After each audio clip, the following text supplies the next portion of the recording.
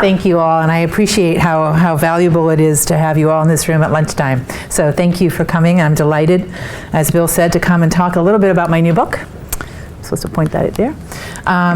But also, I think we can talk about whatever else you are interested in terms of the changes inside Japan. I understand Professor Samuels has already been here.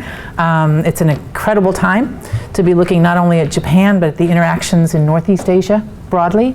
It's, as Bill said, we are doing a project at CFR now that is a 3-year project that looks at sort of the interactions, the reactive nationalisms between Japan, South Korea, and China.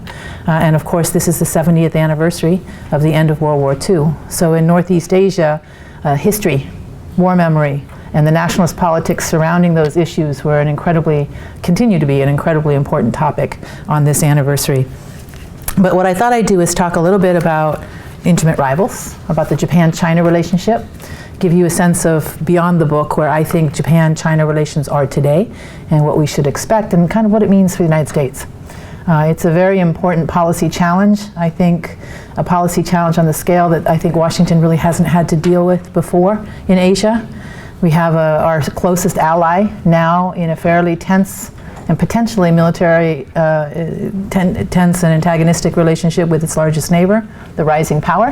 I'm going to talk a little bit about that shorthand, the rising power, but for policymakers in Washington, which is where I sit, the Council on Foreign Relations Washington office, we spend a lot of time in what they call track 2 discussions, or track 1.5 if you're working with the Chinese, talking about what this really means for the alliance and what it means for Washington's priorities, not only to build deterrence for the US-Japan alliance, but also what's our new role in crisis management in the region, and particularly between Japan and China. But let me tell you a little bit about intimate rivals, and everywhere I go, everybody asks me, why intimate rivals? Why the title? It's not a international relations theory kind of title. Normally you don't use the word intimate to talk about international relations. But this is a relationship between Japan and China that goes back centuries. It's a cultural relationship, it's an economic relationship. It has been, in many ways, it was an imperial relationship in the 20th century, right? And it's a deep, economically interdependent relationship today. Continues to be so despite the political tensions. So when the Japanese, I wrote a lot, my PhD dissertation was on Japanese security planning and the US-Japan alliance, but I could feel in the early 2000s when I was going back and forth that something was fundamentally changing in terms of Japanese attitudes towards China. About the kinds of issues that they were worried about in the bilateral relationship with Beijing, issues that they hadn't had to worry about before. You'll probably be familiar with most of them, but in the 1990s, of course, the Cold War came to an end. Northeast Asia took on a slightly different tone. You had the nuclear crisis with North Korea in 93, 94, in which the Clinton administration actually had to consider whether we were going to deploy force to deal with that on the Korean Peninsula. We had in 1996 a Taiwan Straits crisis. We hadn't had them since the 50s, remember, at the beginning of the Cold War. But we had a real problem in 1996 because Taiwan, for the first time, was going to have a government that did not buy into the two China idea, that had as its campaign platform, in fact, the idea that Taiwan ought to declare independence from mainland China. So 1996 was a very tough time. The Chinese decided they were going to respond with missiles, at least the threat of moving missiles closer to Taiwan in an effort to intimidate Taiwan. So the United States and Japan were looking at Northeast Asia through a very different lens in the 1990s as the Cold War had ended and this new Northeast Asia was emerging. China's own military modernization, its testing of nuclear weapons, its decision to use force in the Taiwan Straits, at least coercively, to shape Taiwanese electoral behavior. All of this woke the Japanese up a little bit to the fact that this was a different China. This was not a China that was necessarily a sanguine neighbor, but also that clearly China was on a trajectory that was going to ultimately be antithetical to Japanese security interests. Before that, you largely had a relationship between Japan and China that was focused first and foremost on economic interdependence, right? When Deng Xiaoping announced his market reforms in 1978, changing the trajectory of China, Japan was negotiating its peace treaty. The Nixon visit to China had happened in the early 70s, right? We had normalized our relationship with Beijing, but by the end of the 70s, the Japanese were concluding their discussions, their negotiations of their post-war peace treaty. And it's exactly at this time, of course, that Deng Xiaoping saw that having a close relationship with Japan would not only be good in terms of regional diplomacy, but would also be good for the market reforms that he was trying to put forward. So he went to Tokyo to ratify this bilateral treaty. And in Tokyo, in Japan rather, he spent a long time going around looking at Japanese factories, looking at Japan's own experience of modernization, and held a press conference. And these are the words that will come back. It'll be more interesting later on when we talk about the island dispute. But at that press conference, he said, you know, we have a lot of differences, but we have a larger aim in this relationship, which is to normalize ties and to re-embrace our economic partnership. And also, we have this little delicate issue of a territorial dispute, but we'll leave this to future generations, the wisdom of future generations to resolve. So the Chinese at that time, much to the relief of the Japanese, frankly, understood that it was not in their interest to push the territorial issue, that the larger relationship with Japan was the prize, and that the territory of these little tiny islands in the middle of the East China Sea was not going to be a point of difference between the two countries. This will come back, as you know, in 2010 and 2012 to be a different story in the relationship.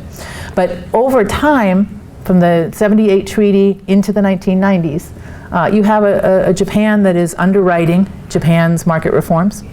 Japanese ODA, Overseas Development Assistance to China, was 50% of Japan's overseas development assistance. And as you know, the 1980s, Japan was the world's economic superpower. It was rich, right? It had a lot of money to offer. It basically helped China build the infrastructure that it now has, upon which its modernization was proceeded. Japanese companies went in, and again, it's detailed in the book, but they went in a major way in helping the Chinese build steel, shipbuilding, later manufacturing. So Japanese corporate investment in China was very, very high. So you have a public investment in Chinese economic transformation and a private investment by Japanese companies as well.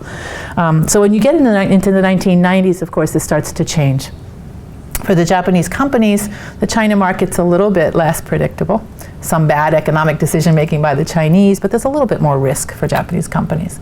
Nonetheless, the Japanese foreign direct investment in China is the highest. Sometimes it was number 3 to Hong Kong before Hong Kong returned to China, and it was it's number 2 now to Taiwanese investment in China. So Japanese investment capital was incredibly important to the Chinese, but the Japanese were getting a little bit more hesitant about China's decision making, its own market decision making. By the 1990s, in addition to the strategic threat and this change in the way the economies were interacting, you also get a kind of rescinding of ODA. China graduates from this notion that it needs development assistance from Japan. And also, it's also getting a lot of investment and assistance from other countries as well. Japan's no longer its major suitor. It's a different country, it's a different relationship, and it has much more diversified sources of funding. So the Japanese become one among many in the economic relationship with China, which wasn't the case for their first 2 decades. The other thing that changes in the 1990s, of course, is the Japanese themselves are changing. In the 1990s, Japan's politics undergo significant change. In 1993, 94, they move away from what we political scientists call a single-party dominant system. The conservatives who had ruled Japan for decades after the post-war broke up, and you had a kaleidoscope of political parties that were coming in to try to contend for power in Japan. So the 1990s is an era of political change for the Japanese. It's also an era of economic stagnation. For those of you who study Japan, the term lost decades is the term the Japanese use to talk about the 1990s. Their economic performance stagnated. They made bad decisions. Their banking sector was unregulated, badly regulated, right? So there were a lot of problems. The Japan Incorporated model, the economic superpower, began to look a little bit more flawed. And this also, in some ways, changed the appetite in Tokyo for the kind of relationship they'd had with Beijing. So coming out of the 1990s, you also have one final factor that I think is pretty important. We had in the late 80s, of course, a crisis with Beijing called the Tiananmen Square incident, in which the Western countries had decided that the treatment of the Chinese students in Tiananmen Square, the use of force against Chinese nationals, was a source of sanctions on human rights grounds with China. The Japanese didn't follow the same path as us. But by the end of the 1990s, you begin to get Japanese governments that begin to point out human rights problems in China. You begin to get Japanese citizens who begin to identify with the Uyghurs or the Tibet problem.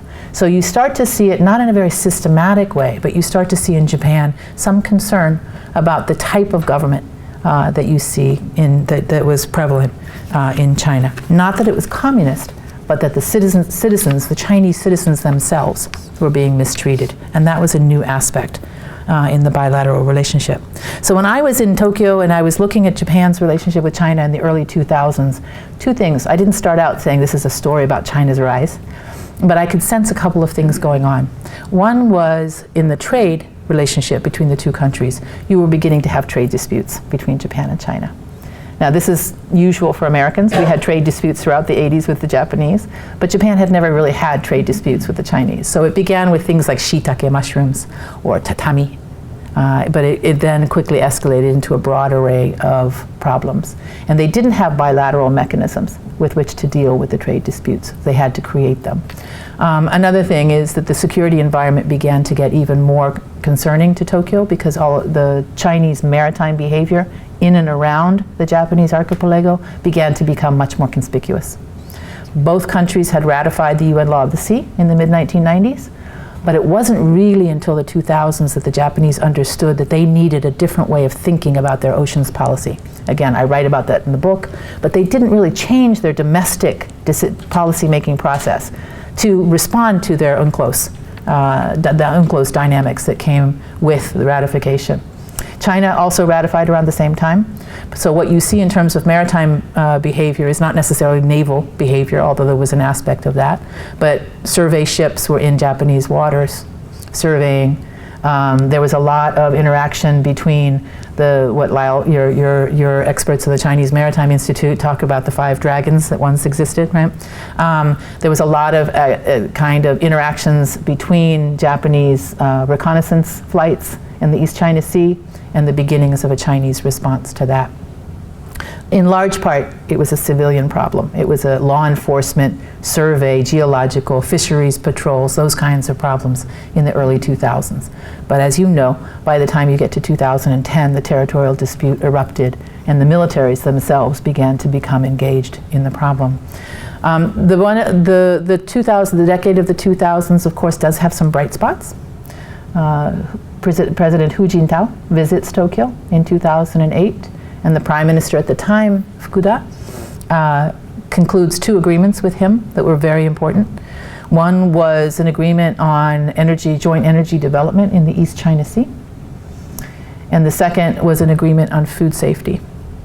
And the reason those 2 are important is detailed in my book, and I won't go through all the details of the food safety issue because I don't think that's what you're concerned about really here. But if you are, it's a fascinating story. But the maritime boundary dispute became a serious point of contention in that decade for the first time.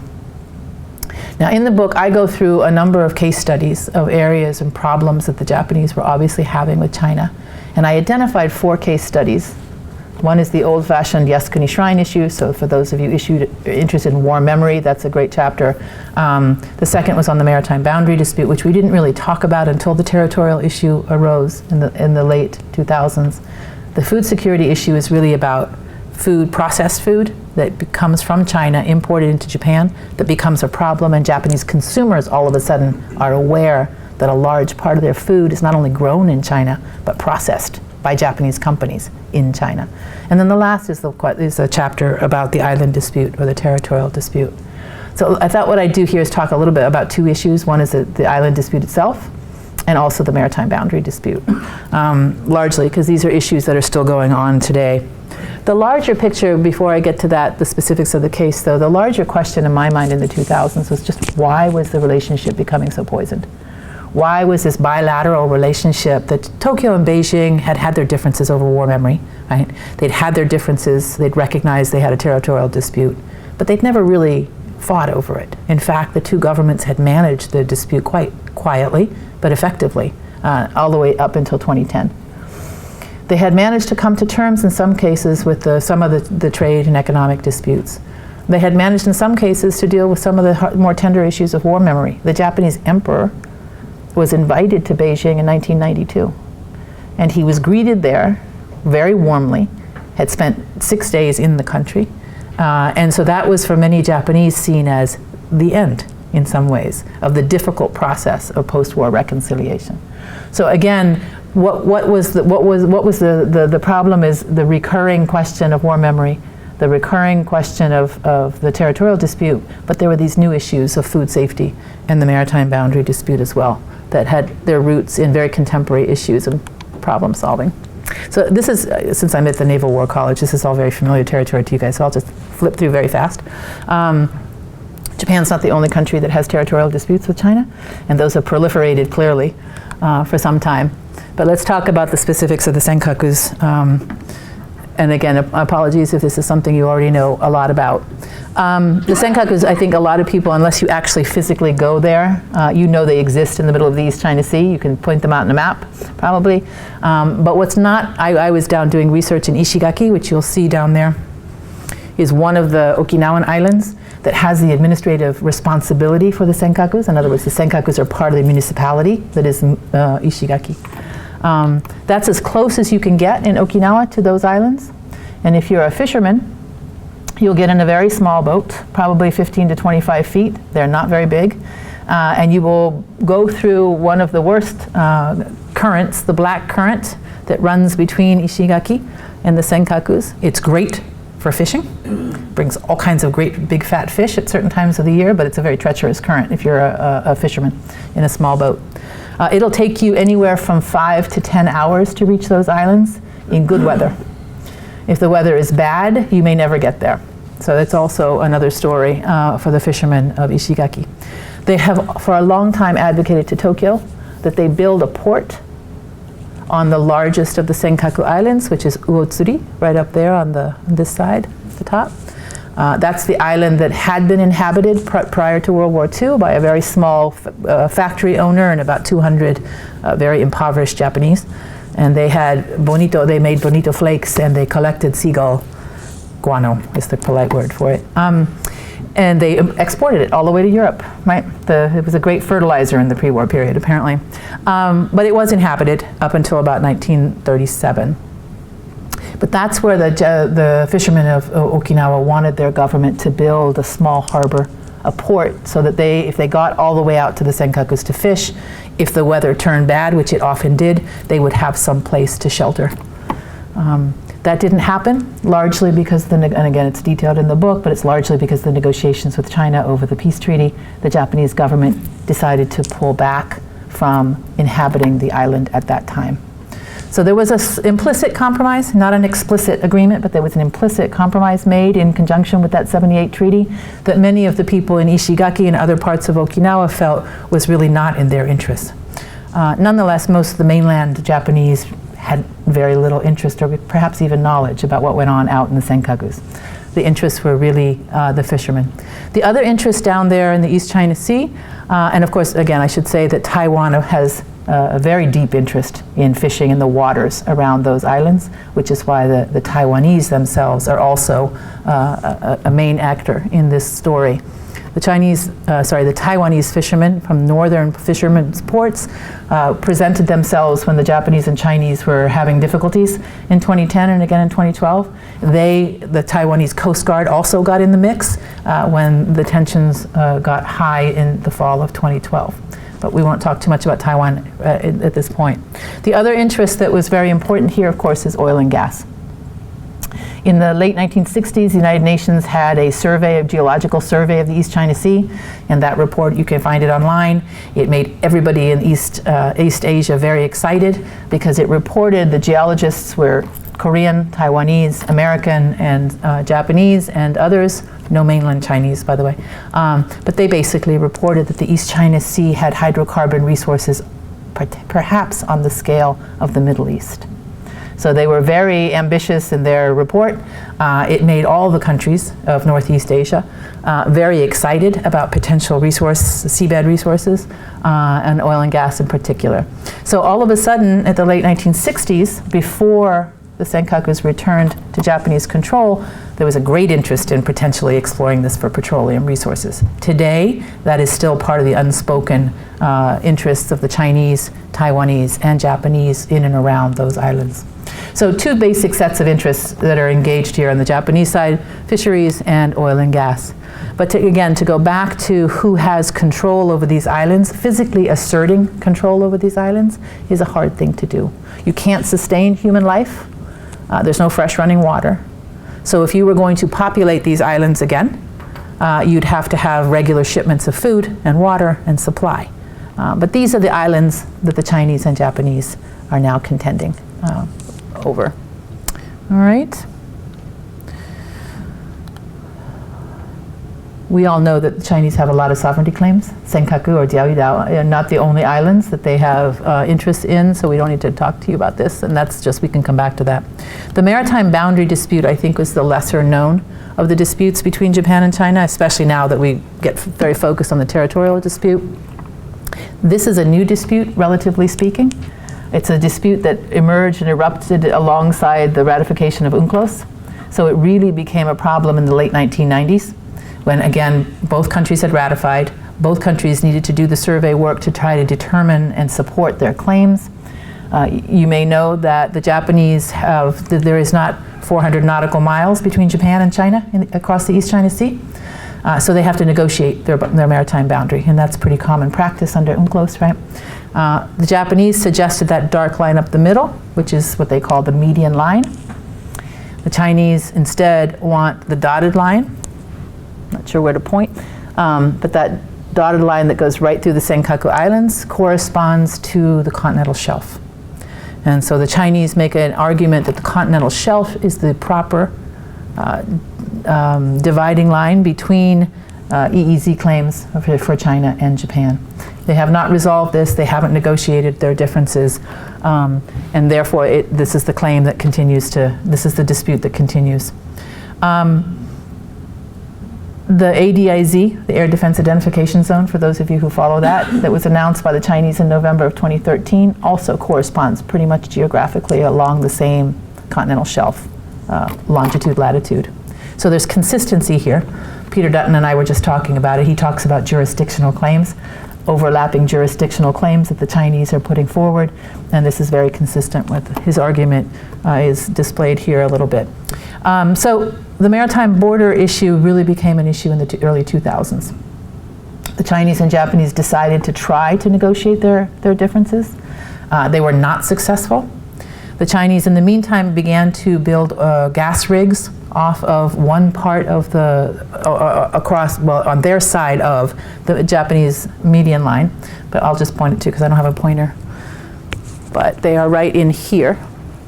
And the gas field, the Japanese called the Shirakaba, and the Chinese called the Xinjiao, I think. My Chinese pronunciation is very bad, so don't trust my pronunciation, but they're named differently by the Japanese and the Chinese. So they began to build rigs. The Japanese didn't like the idea that they were building rigs before they had decided on the boundary. But the Chinese were on their own side of Japan's median boundary. By 2005, the frustration was mounting, and you started to hear the Japanese government say, fine, if you're going to go ahead, then we're going to go ahead and issue permits for our oil and gas industry to also build rigs.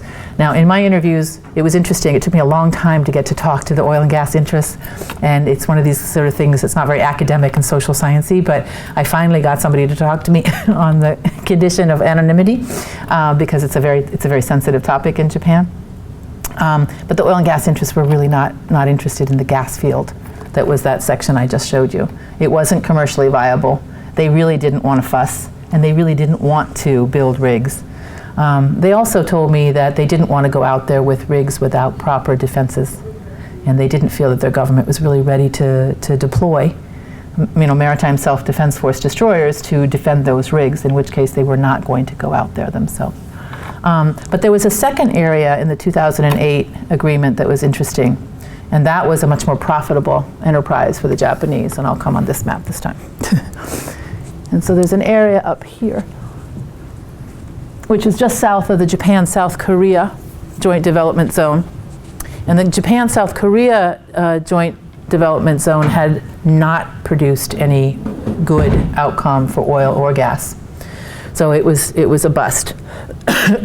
But the section just below it had not been exploited, had not been explored.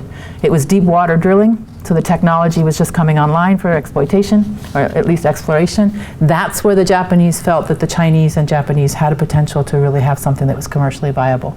So that's where the industry side, on the Japan side, was most interested in having both governments come to some kind of terms on this. So Hu Jintao comes to Tokyo in May of 2008. He comes with a joint development agreement for the East China Sea. They sign it. It's a great accomplishment for the two governments. And 6 months later, it's dead in the water.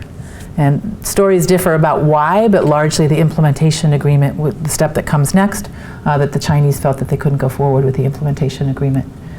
So you'll have to talk to your China scholars about why that may have been the case, but it falls apart by the end of 2008. The important part about the Joint Energy Development Agreement is that it ignored their differences over who had the rights to those resources, right? This was the compromise position that was going to bring Japan and China together to cooperate across these different ideas of where their boundaries were in the East China Sea.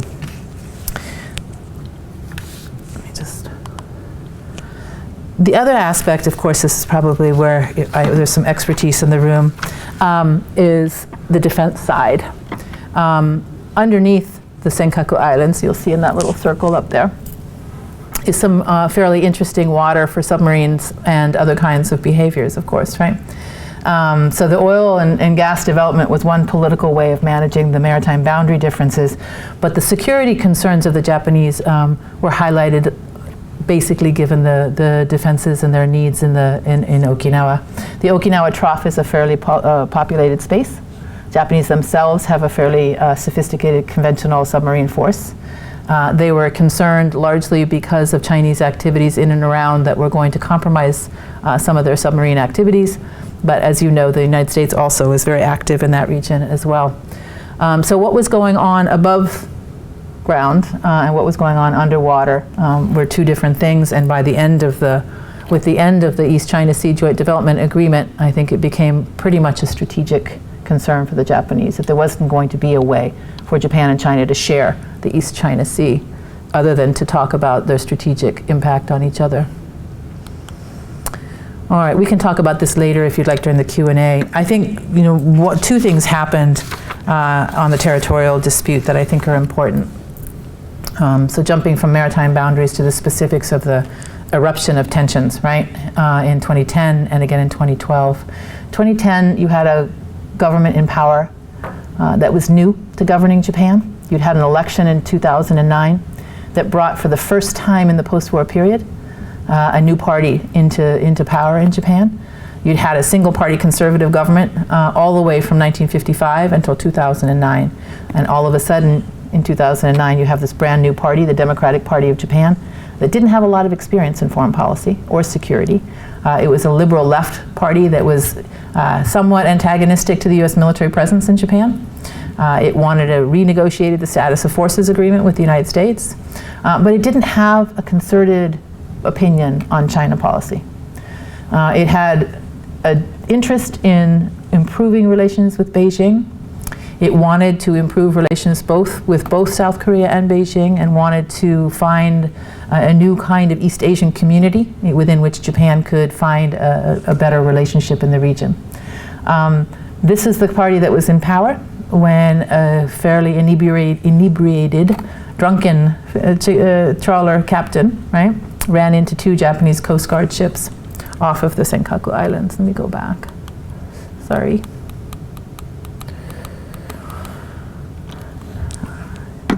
So the fishing trawler was there. It was in Japanese territorial 12 nautical mile waters off the islands. He refused to get out. He was confronted by one Japan Coast Guard vessel, much larger than him, and he took flight, but then came back into the 12 mile nautical waters, and then the second Coast Guard ship came to assist, and in the end he rammed both of the ships, creating a huge dilemma for the Japanese government. He was arrested. He was boarded and arrested eventually.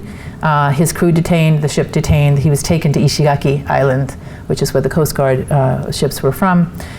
He was detained. His crew was let go to the Chinese government, and the ship was allowed to return to the Chinese government, but the captain himself was detained. He was indicted, or he was being prosecuted to be potentially indicted under Japanese law for obstructing the Japanese Coast Guards in the line of duty. So basically getting in the way of their law enforcement activities. This was the first time that a Chinese national had ever been detained and threatened to be prosecuted under Japanese law. In the book, I chronicle a whole bunch of other incidents in and around these islands, some by fishermen, some by activists, and they are arrested, detained, and transferred back to the Chinese government within a week or so. This time was different, and there's a lot of debate over whether or not they ought to have done that, but it was a departure from the way the Japanese and Chinese governments had handled these incidents in the past. He was detained. The prosecutor's office in Nahad said that they would extend his detention until they could put him forward for indictment, and that's the moment when the Chinese government becomes very enraged, and that's at that point you've got two things that had happened. One, that China imposed an informal embargo on rare earth materials. Not a formal embargo, but all of a sudden customs houses weren't allowing these rare earth materials to come out to Japanese companies and corporations that needed them. The second was, at the moment that the Naha prosecutor's office announced the intent to prosecute and indict, the Chinese government arrested 4 Japanese businessmen in China. They were there, ironically, to help defuse chemical weapons bombs that had been left by the Japanese Imperial Army. It was a reconciliation project that had been in the works for years. They worked for Fujitsu Company. They were detained and arrested for spying on Chinese military installations. The man with the video camera said we had no idea that it was a military installation, so I think largely the Japanese government understood that this was a tit-for-tat kind of hostage situation. I can go into all the details of the escalatory path, but by the end of this escalation, Secretary of State Clinton had reminded the Chinese publicly that the islands are protected under Article 5 of the U.S.-Japan Security Treaty, and Wen Jiabao had gone to the UN General Assembly, and in the evening before met with the Committee of 100, which is a leading Chinese-American group in the United States, and threatened to go to any length it took to get that captain back. And so the escalation into this third-party realm, into the United Nations and into the alliance, was the first time for Japan and China to have that kind of diplomatic tensions. Long and the short, the captain was released. 3 of the Fujitsu guys were released. The 4th Fujitsu man in China, detained in China, wasn't released for another month, but he eventually came home. By this time, the Chinese fishing trawler captain was safely in China. That experience on the Japanese side, as I argue in the book, really transformed a lot of the domestic debate in Japan about how the crisis was handled, but also whether or not Japan was really ready to deal with this new China.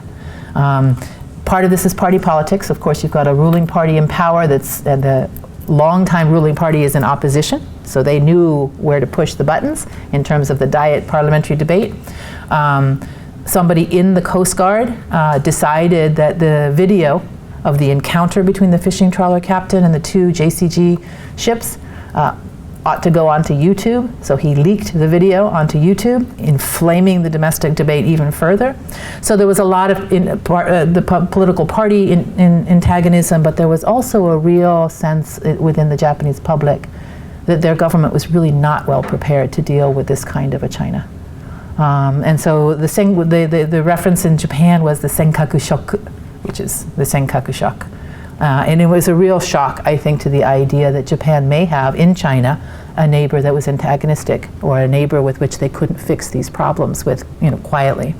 The Rhode government at the time, however, did get back to discussions with Beijing. Beijing and the Tokyo government negotiated a crisis communications agreement. It was announced in June of 2012. They also announced the initiative of new maritime talks across government. So Coast Guard, Education Ministry, all the people doing the surveying, right, the geologists and others, right? That never actually came to fruition because by September of 2012, they were yet again in a second iteration of this kind of crisis. I won't go too far into the details of it. If you're interested, you can certainly read the book, but this is where the nationalism topic is probably, it's worthwhile we spend a couple of minutes talking about what's happening in Japanese domestic politics over this issue. 2010, again, you had a party in power. People were very critical, right? By 2012, you have a Japanese election. Already the second crisis had emerged. The LDP, the Conservative Party, was putting candidates up for leadership. They were waiting for the opportunity for a lower house election, which was imminent by the end of the year. And that's the election that elected Mr. Abe, the current prime minister, back into power in Japan. So the Conservatives come back at the end of 2012, largely campaigning not on an anti-China stance, but on a we need a government that's competent enough to deal with a rising China. All 5 candidates, with the one notable exception, advocated that they should stand tough on Senkaku sovereignty. The man who is currently Japan's prime minister went furthest. He said that it is time to put government officials on the Senkaku Islands. So by this time, all the domestic politics that had led up to the national purchase of these islands by the previous government, all of the excitement by the right, and the conservative right in particular, became very active in raising the issue of Senkaku sovereignty, in claiming that the defense of the Senkakus equaled the defense of Japan, right? This was not a platform that many conservatives would stand on prior to this, but this became the kind of call for action by the central government. And the other thing that happened is that Ishihara Shintaro, who was one of the major advocates of Senkaku nationalism, he decided that his Tokyo government could purchase these islands if the central government wouldn't do it. And so he got a little pushback from his city assembly, who said, you can't use our taxpayer dollars to purchase those islands and do something nationalistic like that. So he created what's called a Senkaku Fund. And he basically, within a couple of weeks, had millions of dollars in his Senkaku Fund. So fundraising on behalf of the defense of the Senkakus, right? Advocacy in the leadership race of the major parties, the politics around this issue transformed in large part the way that the Japanese saw their relationship with China, but also elevated the island dispute itself into this is the China we have to deal with, and we need to take steps to make sure that we're willing and adequate to the defenses of our territory. It's a very different tone in Japanese politics than you would have heard even 2 or 3 years ago. Nationalism in and of itself, I look at this question of nationalism in the book. Again, it didn't start out as a book about nationalism, didn't even start out as a book about rising China. It started out a book about bilateral tensions in the Japan-China relationship. But by the time I was done doing research, it was pretty clear to me that one of the tasks I had to think about in my case studies was to what extent were the interests and advocates in one policy issue bleeding over and affecting other policy issues. In other words, did you have any evidence that across the board in Japan you were finding a kind of anti-China movement, or at least a concern about China making its way into the national debate in Japan? Were people behaving and voting on the basis of this new China? I didn't find it, so that's the good news. I did find it in 2 issue areas where you would expect it. Obviously, one was the Yasukuni shrine visits, which of course we can talk about, which is a nationalist symbol for the Japanese. And we did find it again in this issue of the island disputes. In the maritime boundary, you have almost 0 domestic activism in Japan, because you don't really have a lot of interest groups that are sufficient to advocate on behalf of a different position by the Japanese government.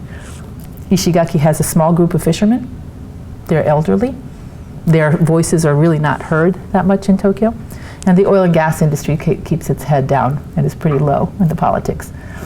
On the food security, you had all kinds of politics, but they had nothing to do with anti-China politics. They ended up actually being consumer advocacy and other kinds of issues. So there's some issues that the Japanese and Chinese are confronting that are actually new issues to them. They have to do with the interdependence between the 2 countries.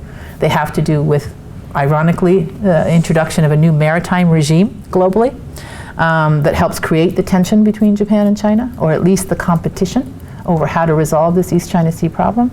But in the traditional issues where the Japanese and Chinese had long sort of quietly tried to keep war memory or the territorial dispute, keep it quiet and keep it well managed by the political leadership on both sides, neither of these issues are containable today. by either government, I would suggest. But again, my book deals primarily with the Japanese side of the case. So is Japan turning to the right? Is Japan more nationalistic? Well, I think it's an issue-based nationalism. I think there are certain issues that will get people on the street and that may even provide opportunity for the people who are loud and vocal nationalists, the right groups that were very silent for a long time during the post-war period in Japan. They have a lot more political play today than they've had in the past. So again, if you're a political scientist, you talk in terms of political entrepreneurship. There's opportunity there for nationalist advocacy in Japan that wasn't there before. Chinese behavior creates even more opportunity. Today, though, I think we have a little bit of better news on the Japan-China side of things. And I'm going to stop with this and we can open it up to questions. We have Abe and Xi meeting last November at the APEC meeting in Beijing. It was kind of hard to avoid a meeting because China was hosting the APEC meeting, the biggest economic leadership meeting in Asia Pacific. He couldn't not invite the Prime Minister of Japan, right? And he couldn't not meet with the head of state that was coming to China. So in a way, the APEC hosting by China kind of forced his hand a little bit. For those of you who follow this relationship, you may know that the picture that was taken when they finally met was kind of Xi Jinping holding his hand, holding his nose rather, and Abe looking a little bit more cheerful. But the optics aside, the two governments had a basic understanding that came only a couple days before that meeting happened. There were 4 points of agreement negotiated between the National Security Advisor in Japan and the Minister of the State Council. And basically the two important points were that Japan would be sensitive to Chinese opinion on history. There was no mention of Yasukuni Shrine by name, but basically it was an ask that the Japanese leadership not visit the Yasukuni Shrine. The second was over this East China Sea territorial issue, right? And they didn't say territorial dispute. This is what they said. Although we assign different causes to our tensions in the East China Sea, we both agree on the need to reduce risk. So therein opened the doors to what is now happening and almost concluded is a risk reduction agreement between the Japanese and Chinese, a military risk reduction, a set of agreements, right? But they didn't talk about territorial dispute. They didn't say it was a dispute or it wasn't a dispute. They simply acknowledged that the situation in the East China Sea was dangerous and they needed to address it. That's the first time that I know of that China has publicly acknowledged the need for risk reduction in the East China Sea. Up until that point, they were quite willing to push a little bit to see what kind of response they would get, both by Japan and frankly by the U.S.-Japan alliance. But that opened the way to several other summits. We're going to see another one this fall when the Japanese, Chinese, and South Korean leaders meet. And again, Xi and Abe are supposed to have a bilateral attached to that. Popular opinion in Japan hasn't really changed on China. If you look at the trajectory over time of public opinion polling, you see probably about 90% of the Japanese public are very skeptical about the government of China and its intentions. And this is, I would argue, and I argue in the book, this public element to the relationship is new. The skepticism of the Japanese public about China and about their own government's ability to deal with that China is very high. For the first time in last year's public opinion polling, and these polls have been taken by the same organization along with the China Daily on the Chinese side for over a decade now. And last year's poll revealed that about 30% of Japanese think that their country is inevitably going to be in a military conflict with China. Again, for those of you who have studied post-war Japan, it's almost unthinkable that the Japanese public would imagine themselves in a war with anyone, right? So don't underestimate the depth of popular anxiety about this relationship, and it's not necessarily translating into an anti-China movement politically in Japan, but it's also deep skepticism about their own government's ability to defend Japanese interests in the face of this new China. I'm going to stop here with one last comment about so what for the United States. And I think I've been sitting in Washington, D.C. throughout the 2010-2012 crisis. I wrote about it. There's a piece I wrote in April of 2013.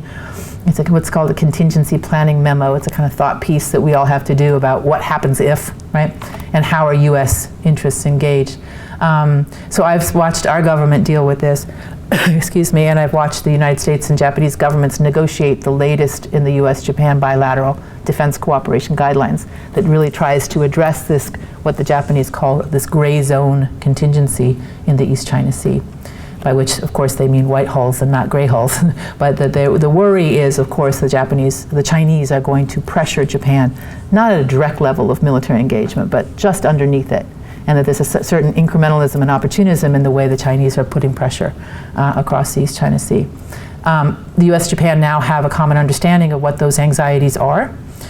We have, for the first time in the relationship, stood up a 24/7 crisis management mechanism for the US-Japan alliance. Again, it's important to remember the US and Japan don't have a joint command, right? They don't have joint war planning. We don't have war plans with the Japanese, right? We exercise, we do tabletop exercise, but it's not like the US ROK alliance or like NATO. We have largely, and the Japanese have largely seen themselves as a support base for an American forward deployed strike force. In other words, the conflict would be the Korean Peninsula, perhaps Taiwan Straits, perhaps elsewhere. Japan provides bases, supplies, logistics, but Japan is not on the receiving end of a first use of force. That has changed. That's the new perception in Tokyo, that for the first time they could imagine themselves potentially, be it inadvertent or miscalculation at the root cause, but they could potentially find themselves receiving some kind of attack or some kind of escalatory dynamic with the Chinese. And now the dilemma is to make sure the United States is involved. Up until this time, we have in Washington over the decades largely been making sure the Japanese were attached to work with us on regional issues. Now I think the alliance dilemma has shifted. And for the Japanese, it's not in fear of entrapment anymore that's the problem, it's the fear of abandonment. And so when you go to Tokyo, which I'm sure many of you will, just be sensitive to the fact that there is you'll be asked a lot about the American commitment to Tokyo. Whether we're really going to be there, if there's a contingency. Are we going to really defend the Senkaku Islands? So you'll hear it from the public. I hear it all the time from the public. But the alliance has now a qualitatively different feel for Tokyo, and for Washington for that matter, than it has in the past. So let me stop there. Okay. Thank you. Thank you very much. Would you like to handle the questions? I can handle the questions if there are any. Yes.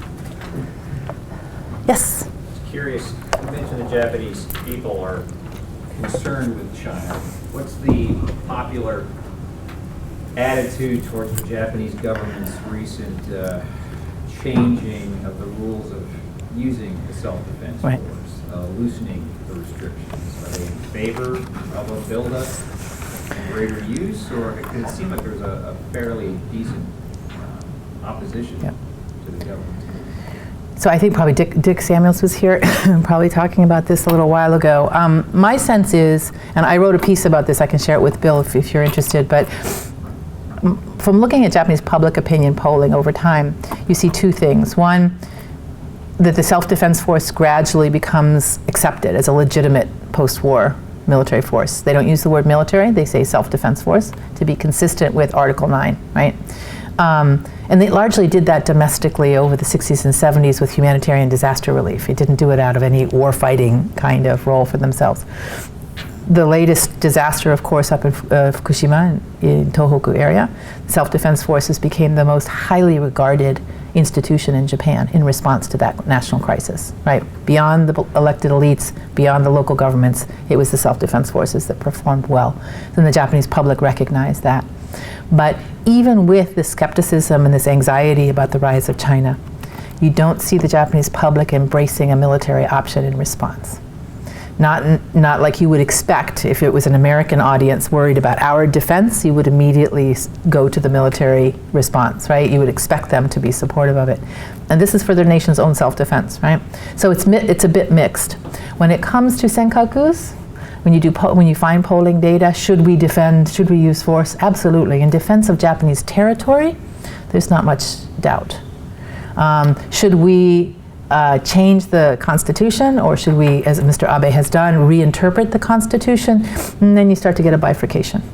And so last July, the Prime Minister announced that he would reinterpret, the Cabinet announced reinterpretation of Article 9 to allow the military to work with us and to work in PKO in a more, a more fulsome manner, put it that way, and to support us by provision of ammunition and supplies, right? So if we are fighting somewhere, our U.S. forces are fighting from Japan somewhere else, they can supply us, right? They can help us, but they don't have to fight with us, right?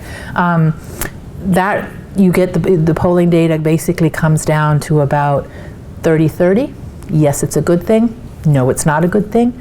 But the other 60%, 50 to 60, depending on which polling data you're using, they don't know the answer to it. So there's a lot of I'm not sure out there in the Japanese public polling data. 30% yes, we ought to beef up our military, we ought to be doing more alongside the United States and others in the region. 30% are adamantly against it. But that 60% I don't know answer is a pretty telling comment, I think, about where public opinion is right now. And I think the big challenge, given this summer we had this very contentious people that demonstrating in the streets, like the legislation was in the parliament. The response to the Abe cabinet by his critics is harsh. These are war bills. We don't want anything to do with it, right? But if you, again, look at the polling data, 80-some% from the conservative newspaper or the liberal, right? 80-some% of respondents say he hasn't explained it well enough. I don't know what he's trying to do. So again, I think there's a little bit of responsibility on the government's part to be a little bit more engaged in messaging what their intent is and what they're trying to do. I think it'll take a lot to persuade the Japanese people that sending their forces abroad or actually using force on behalf of other militaries, that they're comfortable with it. So that's the polling data answer. Again, I think the Prime Minister and the Cabinet are aware that they've got more work to do. So I wouldn't expect any quick behavioral changes on the horizon. Yep. Yes? Oh, sorry. You mentioned briefly the Chinese embargo on the export of Yeah. rare earth elements. That was looked at from a couple of angles. How much do you think that is economic leverage? Because at the time, Japan was actually processing, as a third amount of their economy was processing those rare earth elements out of China. The Chinese are now processing the elements themselves, Yep. and that part of the Japanese economy has all but disappeared. Yep. Is that a negotiating piece, or is that another step on a march by the Chinese to have the corner on a strategic material? I think it's the latter, but the Chinese have advocated since, I think it's 2004, 2005, but don't quote me, I'm not quite sure where it was, somewhere around the mid-2000s, they began to say we want to restrain our exports of rare earths for two reasons. One is the extractive, they wanted to develop their own extractive capability. Two, there were environmental impact, they claimed environmental impact concerns. And three, they needed it themselves, right? So they identified rare earth exports as somewhere they wanted to pull back, and they introduced a quota system. And so the Japanese had annually been having talks with the Chinese government over that quota, what was the right amount of quota, how quickly they were going to reduce Japanese share and things like that. So that was ongoing before the 2010 crisis, right? But the Japanese always felt that they were cutting too much, that the quota was unacceptable, and under the WTO, in fact, it's a monopoly exercise, and so it violates WTO laws. But until 2010, the United States and the Europeans took the Chinese to the WTO. They had a case that they had put forward, and I can't remember which year, I think it was 2008 that they put it forward. Japanese wouldn't join the case until the 2010 issue and their experience with the informal embargo. And in response, they joined the WTO case against the Chinese for the quota system itself. They've also diversified, so they're in conversations with India.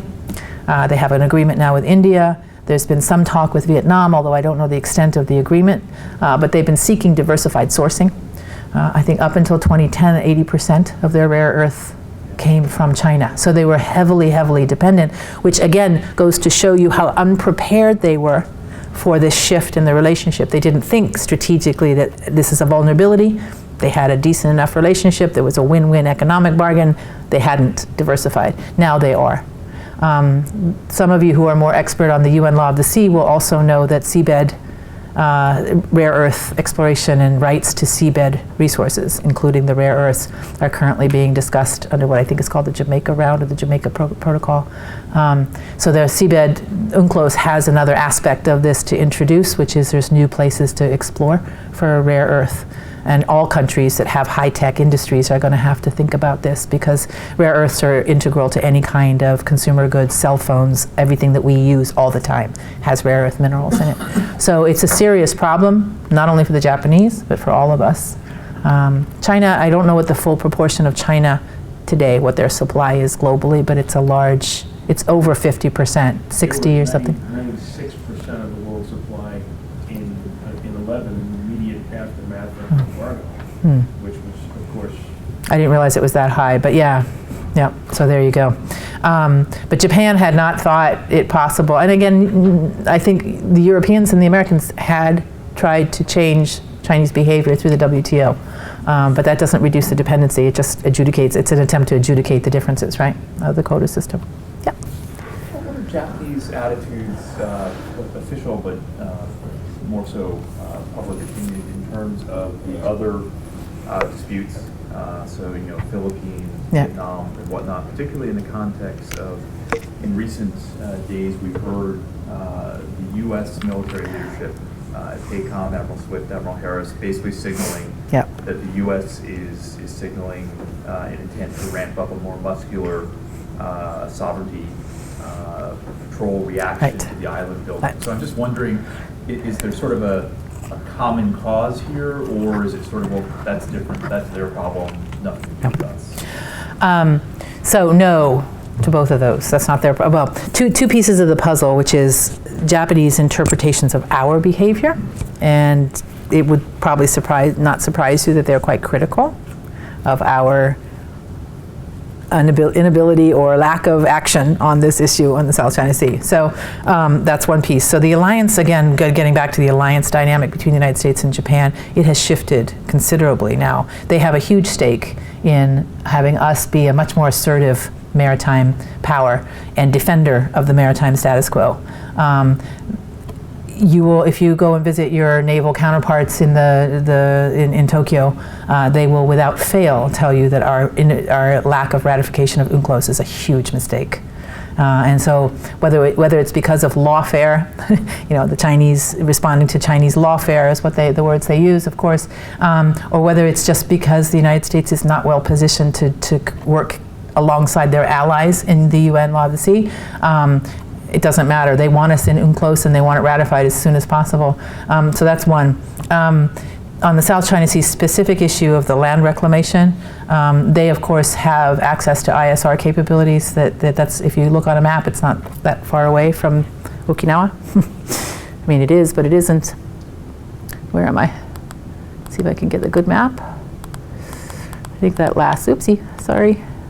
I'm supposed to point that way. Did it go away? There we go. So it's not really, really close, but that little piece of land right up there is Taiwan, right? The one's unidentified up there. Okinawa is really not very far away from Taiwan. So where all of their ISR, most of their ISR capability right now is concentrated in not all of it, but a lot of it is concentrated in Okinawa. So some of the ISR that you're seeing photographs of, I suspect is not coming from the United States, it's coming from Japan, but I don't quote me on that one. Oh, we are on YouTube, never mind. I suspect that there's not only one source of ISR in the public domain. The Chinese and the behavior in the South China Sea, I think it's the Chinese that separate East China Sea from South China Sea. They see it very differently. And in a lot of the track 1.5s that I'm engaged in, they'll say they're different problems. South China Sea, excuse me, of course, is the 9-dash line, and the historical, that's China's. It was taken away under imperialism. It's ours. We're going to, this is a historical issue for them. Go to the East China Sea, the language is something like the Japanese robbed us of those islands. The Japanese took it, and they need to give it back. So they view it differently. I think in behavioral terms, of course, there's two very strong and sturdy U.S. alliances in the East China Sea. Our alliance with Japan, our alliance with South Korea. So the United States has a stake in what happens in the East China Sea. It may have a stake in terms of freedom of navigation, in terms of supporting lawful, peaceful dispute resolution, but it doesn't have boots on the ground presence in that region. So there's differences, right? The Chinese see it differently and they talk about it differently. And I think you can see in the interaction with the land reclamation now that some of those differences are causing some policy dilemmas for us. I think the freedom of navigation issue is, I suspect, you have had some pretty strong, conspicuous statements in the last couple of days. I suspect you're going to see a freedom of navigation activity sometime soon. I suspect that our Australian allies may be with us. Japanese could be with us too. So I wouldn't say that the Japanese are uninterested in what happens in the South China Sea. The head of the Joint Staff, Admiral Kawano, 2.5 months ago, has an interview in the Wall Street Journal in which he says that Chinese behavior in the South China Sea, should it continue, that Japan would find it important to consider ISR in South China Sea. So he basically said, if this keeps going, our interests are going to be affected. He only talked about ISR. He didn't talk about any kind of surface action or anything like that, but just ISR. He was then in the United States at the invitation of General Dempsey, so he has had adequate opportunity to consult with the United States government on a variety of issues. I suspect South China Sea may have been one of them. But I wouldn't, there's two ththings about the Chinese intentions in the South China Sea. Of course, there's two ways to think about it. One is they want to defend the islands.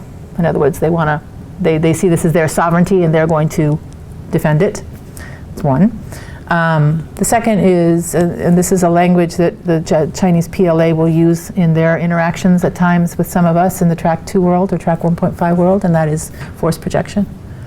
And if it's force projection, of course, then you're really talking about sea lanes and the vulnerability of sea lanes and other kinds of things that, of course, would worry the maritime powers of East Asia, not just the Japanese, but the Australians and everybody else in East Asia who depends on a stable use of the Malacca Straits or any kind of stable sea lane, maintenance of stable sea lanes, right?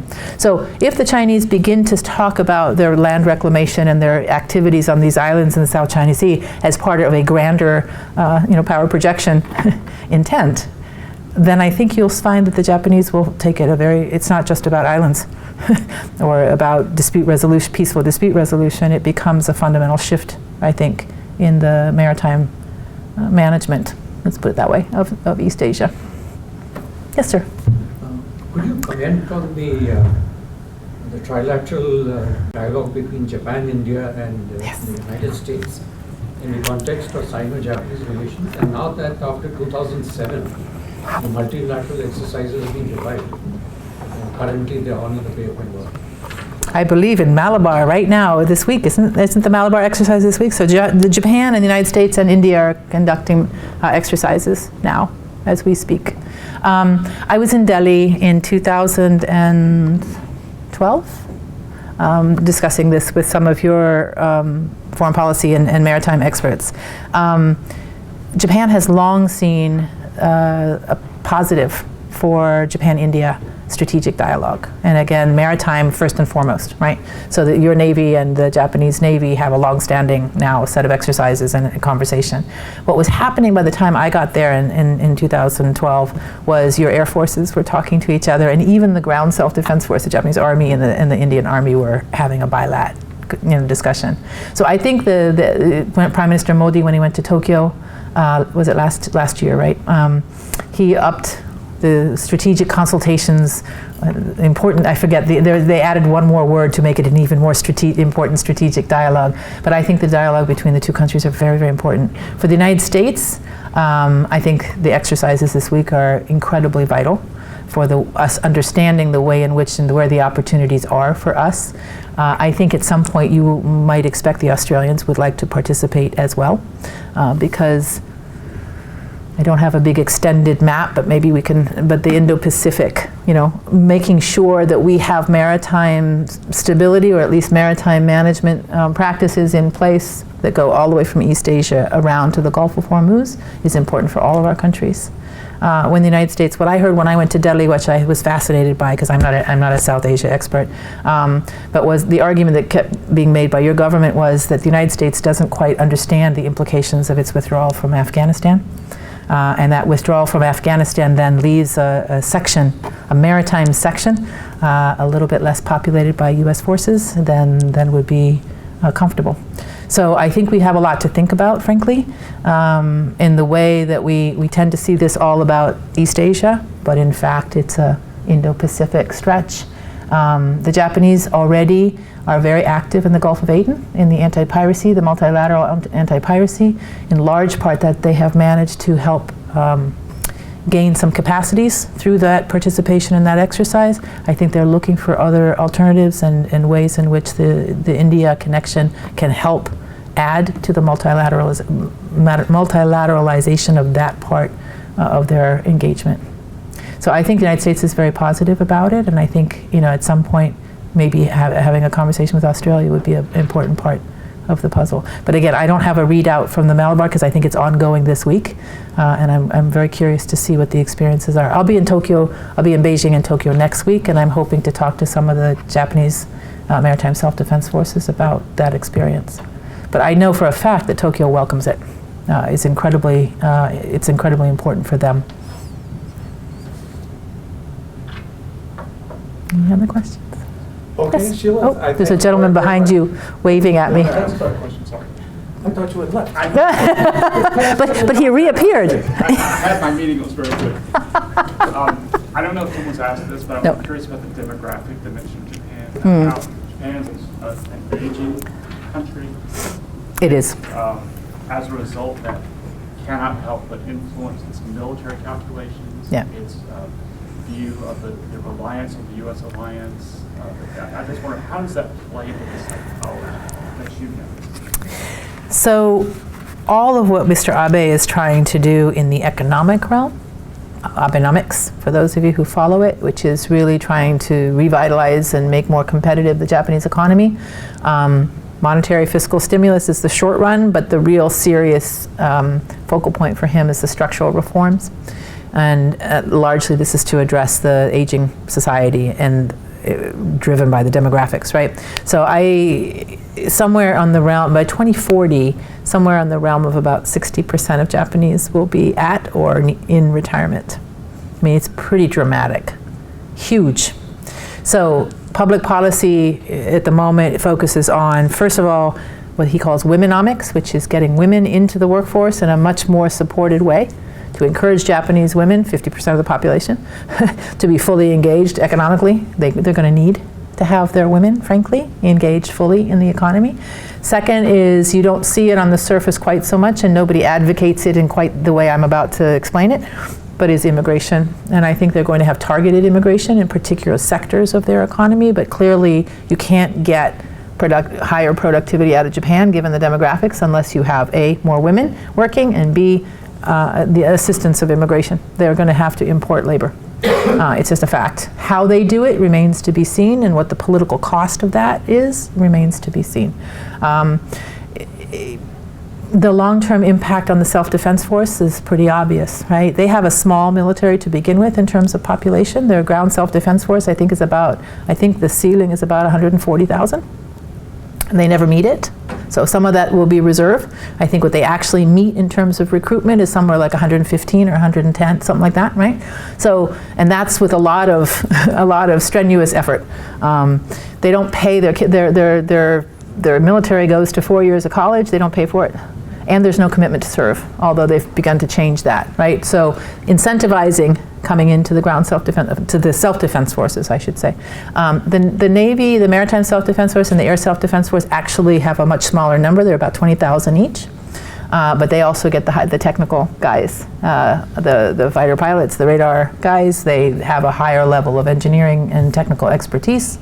I suspect that's the same for us. They don't have any problems filling their quota in those two services. But again, there are limits, or just recruitment limits, on how big an army the Japanese, or military at large, the Japanese can field. The dependence on the United States question, I think the demographic is just one more layer of that cake frankly. I think the big problem for them is going to be to make sure the United States is still engaged fully in their defenses, that we're fully present in the region, that we're not cutting back our forces.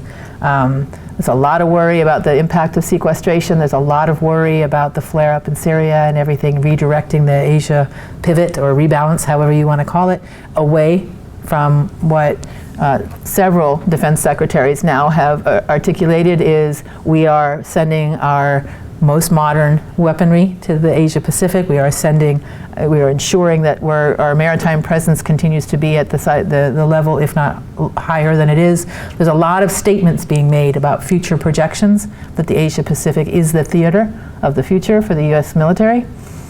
But the proof will be in the pudding for the Japanese. They want to make sure we stay and we stay present in a very conspicuous way. All right, thank you very much. Thank you.